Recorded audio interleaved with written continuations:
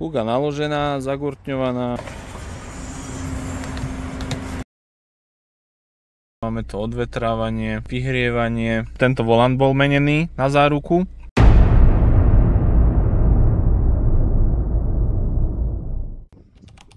Ahojte, všetkých vás pozdravujem. Ja sa nachádzam znova v Nemecku. Za mňou som bol takýto mlyn pozrieť. Ja som inak na takéto kadejaké somarinky, čo sa cestou naskytnú, tak to pozriem. Som severne od mesta Leipzig, niekde medzi Leipzigom a Berlínom.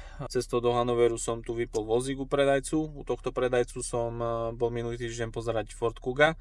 A ráno sme vyzdvihli v Hannoveri Tiguan Allspace. Mal som ísť ešte do Podkassel pozrieť jedno Caddy, priamo do Volkswagenu. S predajcom som aj komunikoval včera, ale niečo sa udialo v noci. Neviem čo, ráno mi len písal mail, že sa mu nebude dať skôr ako po obede, že museli súrňať do nemocnici s niekým, neviem čo. No ale mohol by som tam ísť, ale zase by som nestíhal vyzdvihnúť Kugu a vozík, lebo títo sú tu len do 18.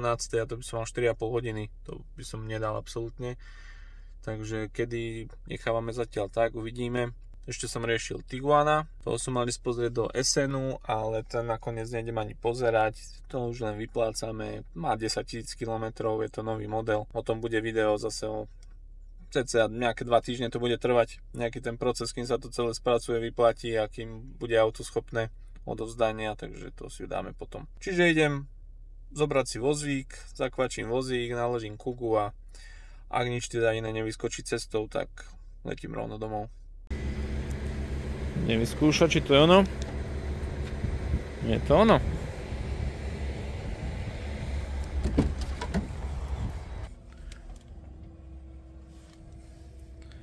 Kľúčiky 2 máme. Techničáky máme. Tu je jeden majiteľ. Idem hodiť gurtne a ide sa na to. Kuga naložená, zagurtňovaná, všetko máme. Som vám chcel ešte ukázať také vychytávky, čo má Kuga.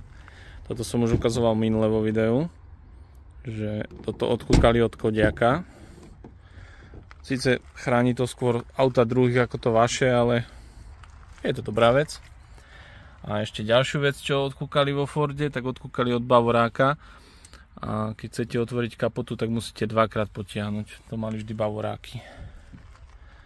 Ale inak auto pekné. Aj to spracovanie nie je najhoršie, vyzerá to ako surový plast, ale ono to je normálne, sa to dá zatlačiť do také gumené.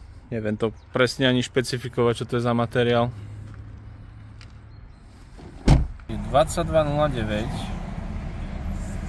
Chcel som potiahnuť až do Bratislavy, ale žiaľ, moja nádrž bola proti. Takže idem natankovať. A vystupujem po 550 km približne. Naposledy som stál v bazru. Potom som ešte sa išiel najesť a do obchodu. Vtedy som nestal, takže 6 hodín a niečo a 550 km.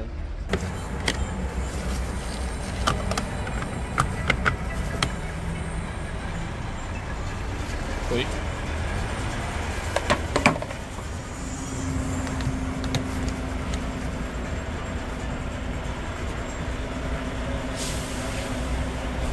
Tak, nedal som ani doplná 60 €. Pálim domov. Ráno na 10:00 kávočka. Hneď sa ide na tom pracovať. Žiadne strácanie času.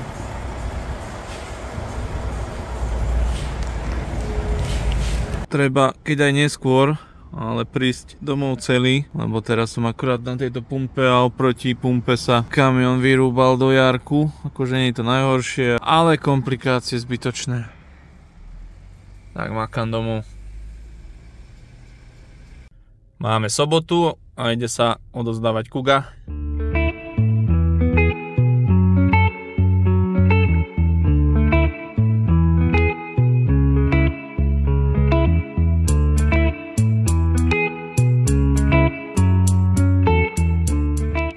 Kugu mám už naloženú, idem do Banskej Bystrice to zaniesť. Tí, čo nevideli predchádzajúce video, tak je to ročník 21, najazdené 50 000 aj nejaké drobné. Asistenty, hybrid, 7-ročná záruka, celoročné pneumatiky, nič nebúrané, nelakované. Zákazníka iba čaká teraz olejový servis, pádom je to všetko, môže bez problémov jazdiť.